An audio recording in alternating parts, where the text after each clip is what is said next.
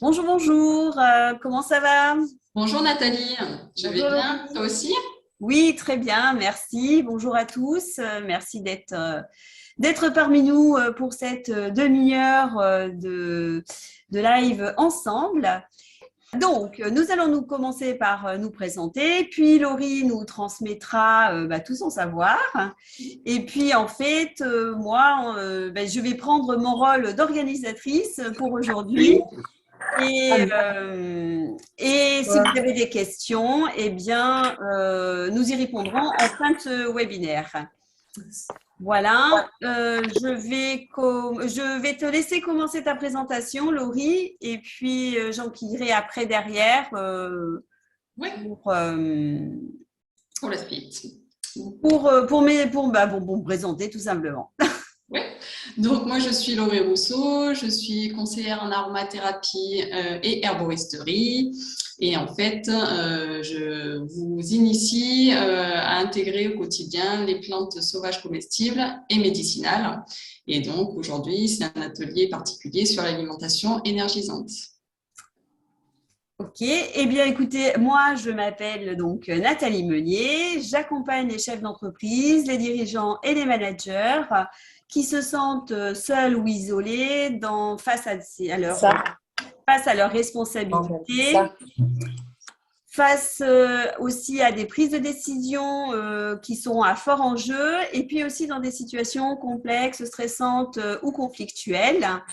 Et puis, donc, je les aide à développer leur leadership pour agir au bon moment, au bon endroit Ouais, et leur leadership, des le bonnes fait personnes, le terme français. auprès des bonnes personnes, pardon, il y avait un peu de son, j'ai enlevé. Et donc, tout ça en toute sérénité. Voilà. Je te laisse, Laurie, en fait, nous transmettre tout ton savoir.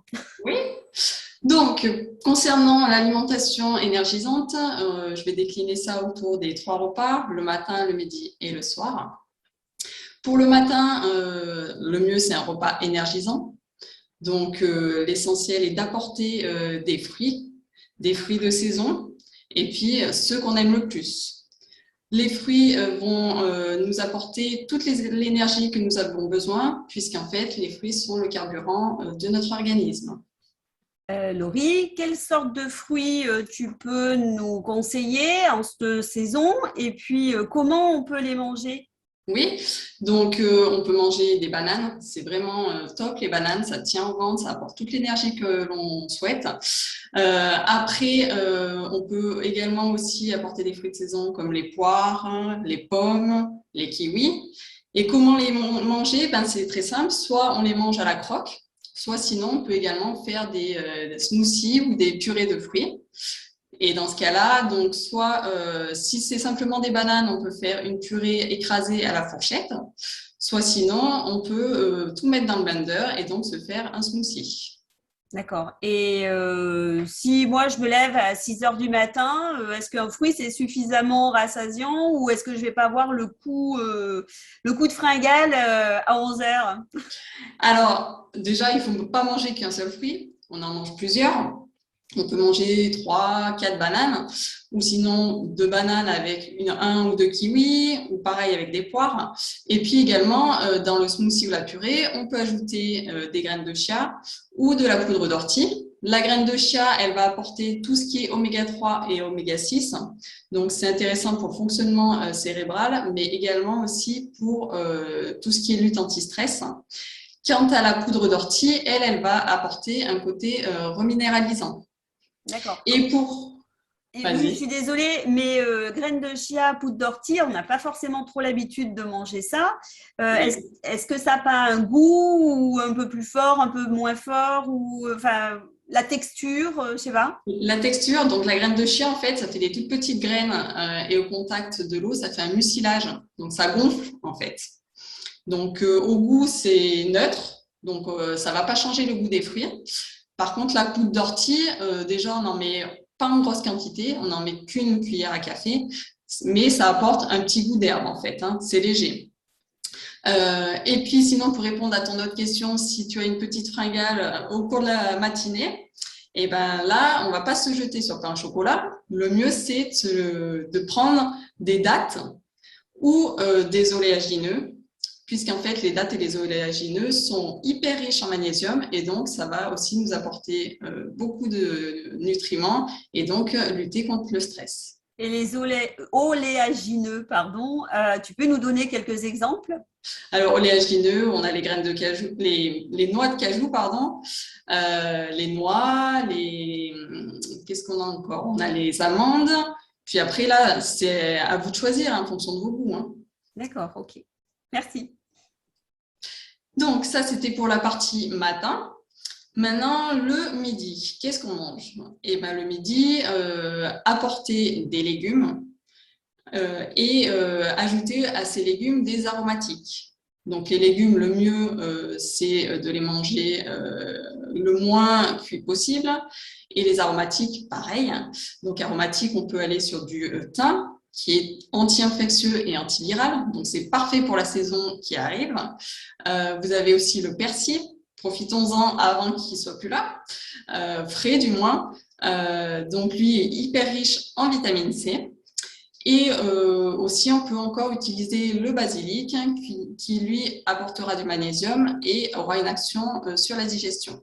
Et il vaut mieux les manger cuits, crus?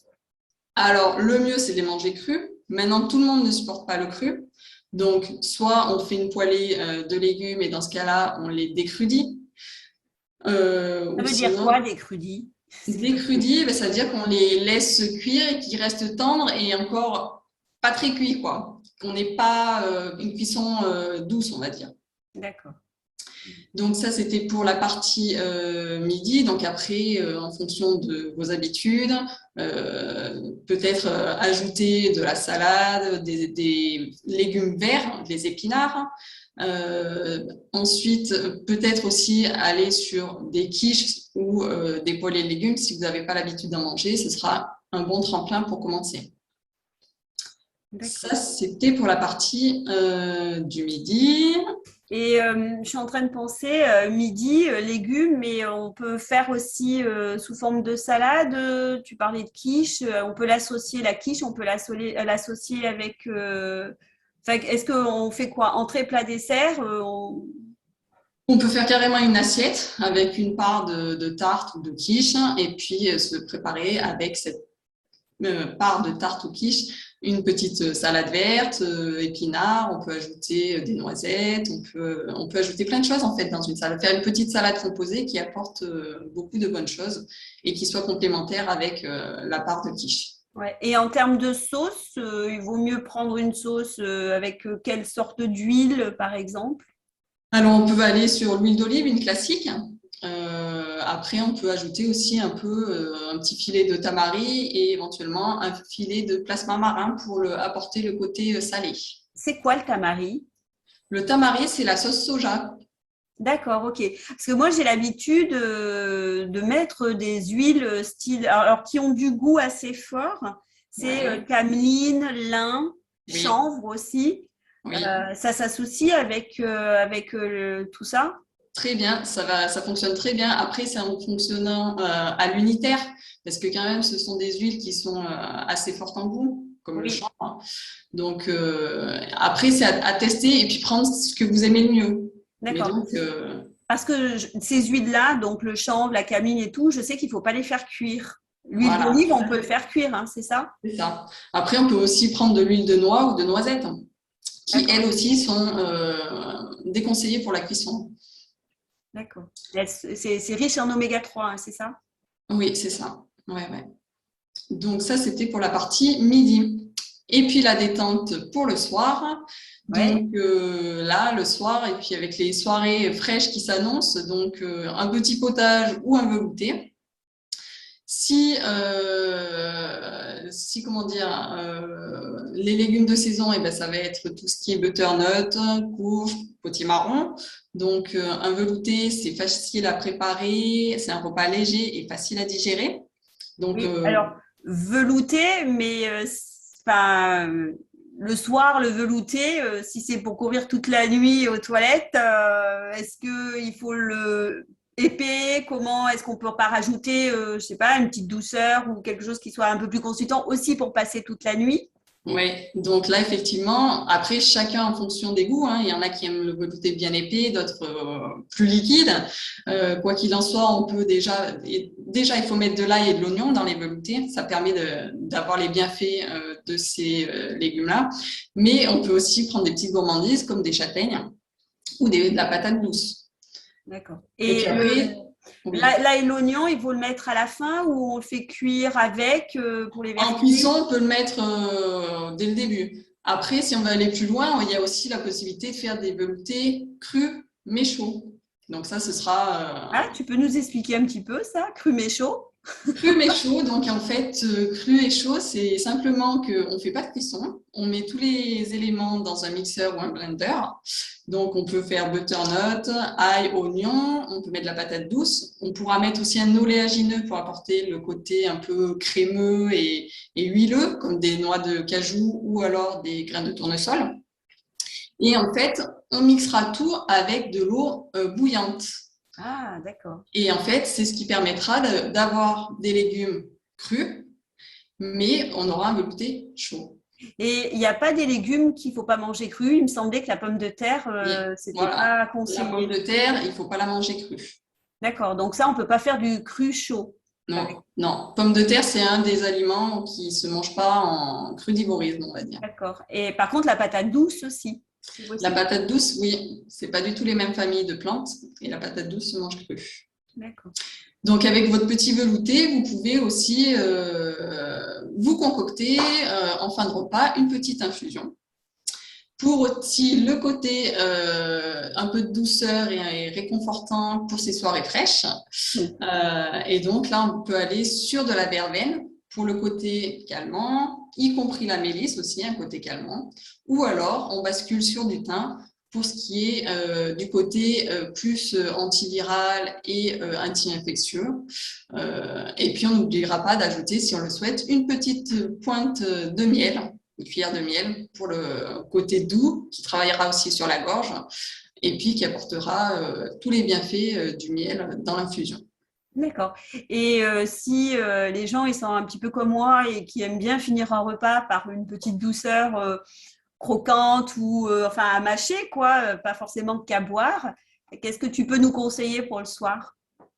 Le soir, et ben après, on peut refaire une purée de fruits, donc avec la banane. Sinon, après, on peut manger aussi des fruits, mais le mieux, c'est de les éloigner des repas, parce que c'est pas le même temps de digestion, en fait. D'accord. Et avec la tisane, par exemple, on peut pas mettre une petite date ou une petite noix, enfin, comment ça Bien s'appelle? sûr, Une figue séchée, enfin un fruit sec, est-ce qu'on un appelle fruit sec, bien sûr, effectivement, mais on peut apporter le côté sucré avec des dattes, des grosses dattes comme les medjool. C'est des très très bonnes dattes et très gourmandes. Sinon, après, effectivement, des figues ou alors on peut carrément aussi faire des dattes gourmandes. On coupe une date en deux et on y inclut une noix de cajou, des noix, des amandes et c'est très bon. D'accord, ok. Bon, tu aurais une petite astuce à nous présenter, enfin à nous proposer sur un des trois repas en plus de ce que tu nous as dit? Une petite astuce, Ouais. je réfléchis. Après, oui, on peut faire une petite astuce pour le velouté. On peut associer les huiles essentielles à l'alimentation. Par contre, attention, les huiles essentielles, ce sont des produits quand même qui sont très concentrés en principe actif, donc qui sont très puissants, même si c'est des produits naturels. Donc, dans tout ce qui est alimentaire, en fait, on demande de ne pas dépasser 1 à 2 gouttes d'huile essentielle par kilo de préparation. Toujours les utiliser sans cuisson, puisqu'en fait, tout ce qu'on chauffe comme huile essentielle, en fait, ça va modifier les molécules et des fois, ça peut devenir, en s'oxydant, toxique. Donc, toujours les utiliser à la fin. Donc, par exemple, pour le velouté de légumes cuits, on ajoutera 1 goutte d'huile essentielle à la fin de la cuisson, juste avant de mixer, par exemple, ou quelque chose comme ça. Et donc, ça apportera aussi les bienfaits de l'huile essentielle. Oui, parce que moi, une fois, j'en avais mis, mais un peu trop, et en goût, c'est très, très fort, quoi. C'est très, très fort, ouais, effectivement. Puis après, toutes ne se consomment pas, donc ce sera plus des huiles essentielles aromatiques, comme tout ce qui est thym, basilic, estragon aussi, voilà. Ou tout ce qui est sucré, ça peut être aussi les menthes poivrées. Ouais, le citron aussi. Le citron aussi, ouais. Oui, oui. D'accord. Tout à l'heure, tu nous as parlé des graines de chia et de l'ortie. Oui. C'est bien gentil tout ça, mais où est-ce qu'on le trouve? Ah bah, ça, vous pouvez le trouver dans le rayon bio de vos supermarchés ou sinon dans les magasins bio directement. Pour les graines de chia, pour la poudre d'ortie, ce sera principalement, je pense, en magasin bio. Sinon, après, si vous avez la motivation de le faire, vous pouvez également aussi ramasser vos orties, les faire sécher et puis les réduire en poudre. Comme ça, vous pouvez faire directement votre poudre. Par contre, attention où vous ramassez vos orties. D'accord, c'est-à-dire? C'est-à-dire qu'il ne faut pas les ramasser à côté d'un champ cultivé et s'assurer que le terrain ne soit pas pollué. Parce que comme c'est une plante, ça puise dans la terre et donc ça récupère toutes les molécules. D'accord. Et les orties, on les ramasse, mais après, on a les mains toutes boursouflées, non? Parce que tu as une méthode pour les ramasser? Et Comment puis, je les ramasse? et quelle plante, comment on les ramasse? Est-ce qu'on ramasse toute la plante? Est-ce que c'est que les feuilles? Comment? Le mieux, c'est les jeunes pousses, puisqu'en fait, dans les jeunes pousses, on a tous les principaux principes actifs de la plante.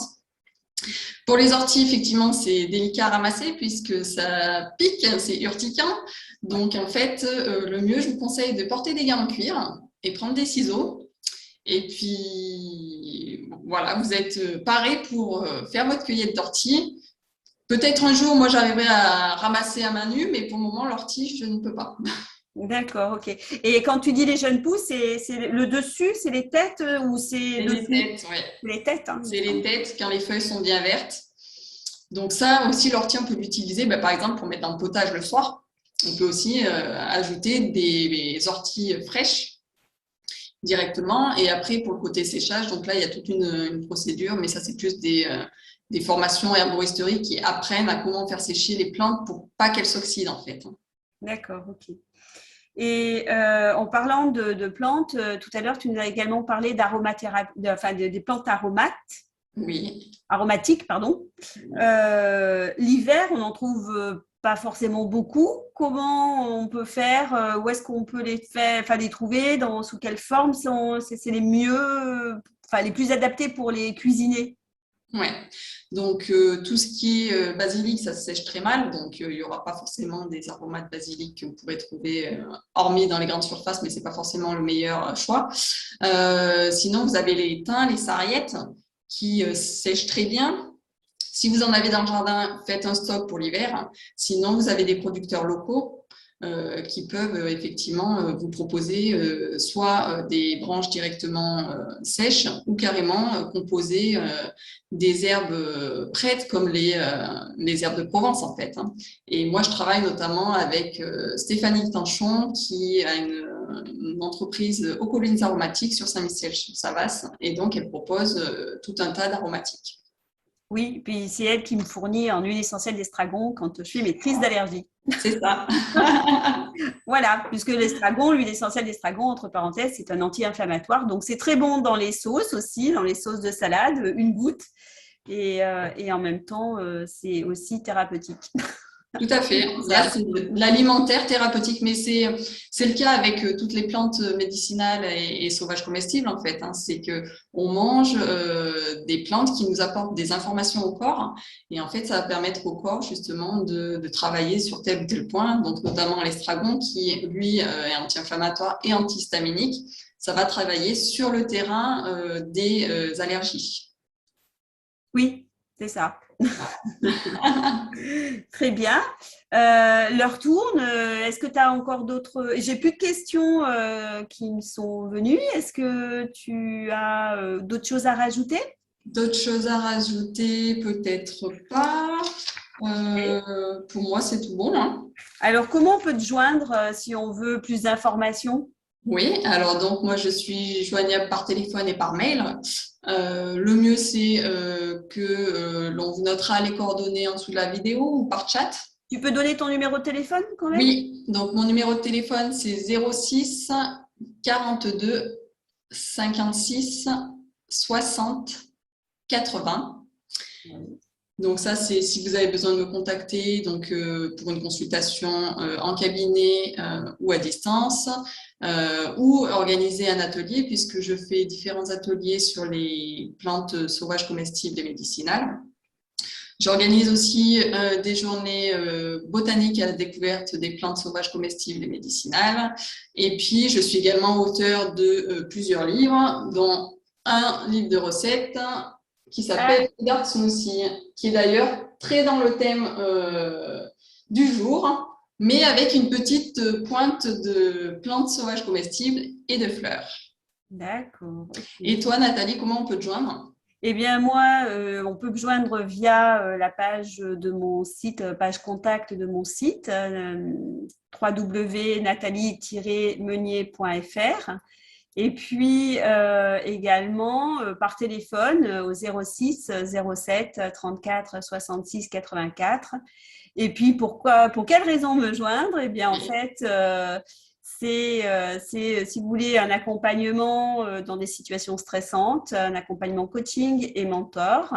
Et puis également, j'organise des ateliers pour des méthodes ou des outils pour les apprendre, enfin vous les apprendre et en même temps les mettre en application sous forme de jeu de rôle. Et puis j'ai mis en ligne également une formation. Alors on dit formation parce que c'est ce qu'on appelle, c'est la mode, la formation digitale, mais c'est plus un accompagnement pour travailler, voilà, pour clarifier vos valeurs, vos contre-valeurs, les besoins, toutes vos compétences, vos talents. Et puis en même temps, c'est également visualiser votre futur et le sens que vous voulez donner à votre vie.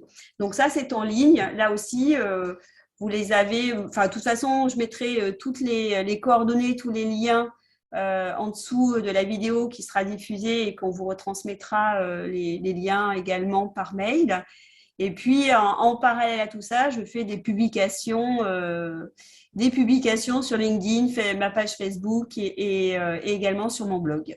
Voilà, j'ai plein de choses. Moi, je voulais juste revenir par rapport à ton programme en ligne. Oui. Programme que j'ai fait. Et d'ailleurs, je te remercie parce que c'est vraiment très intéressant. Ça permet vraiment de mieux se connaître, on va dire, hein, de faire ressortir nos forces et comment avancer dans la vie. Et puis, je voulais dire autre chose, mais ça m'a sorti de l'idée. Bref, ça reviendra. Oui, voilà. Et vraiment aider à prioriser. Chose qui est importante quand on est entrepreneur ou chef d'entreprise. Et c'est vraiment, vraiment top. C'est ça, parce qu'on est sous la masse d'énormément de choses à faire, de priorités. Enfin voilà, tout est priorité, tout est important. Et puis à un moment donné, il faut, voilà, c'est comme un gros sac de nœuds pour le dénouer. Il faut commencer par un premier nœud et le faire étape par étape. Et donc c'est une façon aussi de prendre le recul ou de prendre de la hauteur. Tout dépend comment on se situe et vers quoi on va aller. C'est ça. Voilà. Eh bien. Je ne sais pas, tu as d'autres choses à rajouter? Tes liens, on les mettra également dessous la vidéo. Voilà, tout à fait. Et puis écoutez, j'espère que tout ça, enfin toute cette richesse que Laurine nous a apportée, en fait, vous en êtes, va vous apporter également. Et puis nous, on va vous dire au revoir et puis à un autre webinaire dans quelques temps, toujours avec plaisir. Oui. Et puis… Moi, je voulais juste te remercier parce que c'est vraiment top de ce que tu fais, de pouvoir faire des webinaires comme ça en ligne. Et puis, d'écouter, je suppose que tu vas avoir d'autres thèmes à venir sous peu. Oui, c'est le cas. Et comment on peut faire pour justement suivre ton actualité? Eh bien, tu as une newsletter ou quelque chose? Oui, j'ai une newsletter. Alors, pour l'instant, je n'ai pas de lien pour pouvoir vous enregistrer. Mais logiquement, maintenant que vous avez mis…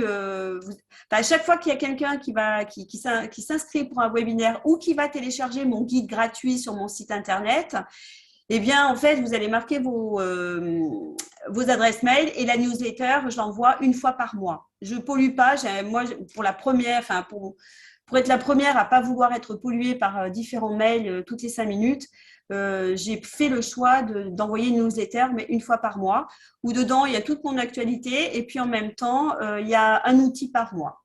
D'accord. Donc, je transmets un outil par mois via la newsletter. Nickel. Voilà, sinon, eh bien, en fait, tout est publié. Là aussi, les informations, elles se sont sur Facebook, LinkedIn, mon blog, généralement. Donc, il y aura, voilà, juste confirmation, il y aura bien un replay de la vidéo qui sera disponible. Il y aura un replay qui sera disponible via la chaîne, enfin sur nos chaînes YouTube parce qu'on en a chacune une. Et puis, je transmettrai aussi les liens. Je pense que je ferai aussi dans mon blog, je la mettrai aussi sur mon blog. Mais voilà, la technique et moi n'étant pas forcément, enfin, je suis pas très très à l'aise, j'avoue, avec la technique. Donc voilà, je vais le faire, mais après, je vous informerai. Voilà. Super. Bon, c'est parfait alors. Très bien. Eh bien, merci à tous. Passez une bonne journée. Merci à tous. Merci à toi, Laurie. Bonne journée. Bonne journée. À bientôt. Au revoir. Au revoir.